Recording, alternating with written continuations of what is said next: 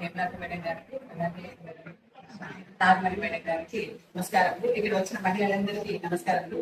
నాకు జన్మనిచ్చినటువంటి తల్లిదండ్రులు, విద్యాబుద్ధులు లేనటువంటి గురువులకు పాదాభివందనం చేస్తూ, పెద్దలకు పూజలకు పాదాభివందనం చేస్తూ ఇక్కడ ఒక చిన్న కార్యక్రమం ఏర్పాటు చేసుకున్నాము. ఇక్కడ ఈ రోజు నిత్యసురభి చాటు ట్రస్ట్ పుట్టినీలో ఆశ్రమం ఆధ్వర్యంలో మన పుట్టినీలో ఆశ్రమం నుంచి ఇక్కడ 53 మంది మహిళలకు వాళ్ళకి పసుపు కుట్టాలు, తాంబూలము, చీరలు, జాకెట్లు ఈ విధంగా ఇవ్వడం జరుగుతుంది. ఇవ్వడానికి మేము వచ్చాము. పుట్టినీళ్ళ ఆశ్రమం ఉంది. ఎవరైనా తల్లిదండ్రులు లేని వాళ్ళు, లేదంటే అన్నదమ్ములు ఏదైనా వడిబియ్యం పెట్టడం ఇబ్బంది, అంటే ఒక ఇంట్లో ఒక సమస్య ఉండొచ్చు, మీకు వడిబియ్యం ఇష్టం ఉంది పెట్టించుకోలేకపోతున్నాం అనేవాళ్ళు ఎవరైనా ఉంటే ఒక 5 మంది 10 మందికి ఒకసారిగా మేము ఇలా వడిబియ్యాల కార్యక్రమం చేస్తాము. ఇంతకు ముందు కూడా పుట్టినీళ్ళ ఆశ్రమంలో 3 సార్లు చేస్తాం. ఒకసారి 10 మందికి వడిబియ్యాలు పెట్టాము. అలా మేడంకి మీరు ఏదైనా మీరు చెప్తే మేడం మాకు ఇన్ఫార్మ్ చేస్తే ఇస్తాము.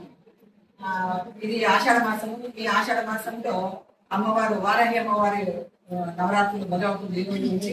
అలాగే వెంకటేశ్వర స్వామి వైభవంగా కళ్యాణం చేస్తారు.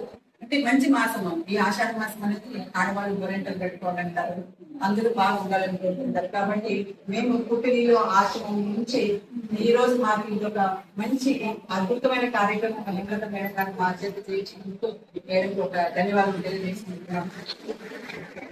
ఎందుకంటే ఇంతమందిని ఒక్కసారి చూడడము నాకు ఎంతో సంతోషంగా ఉంది.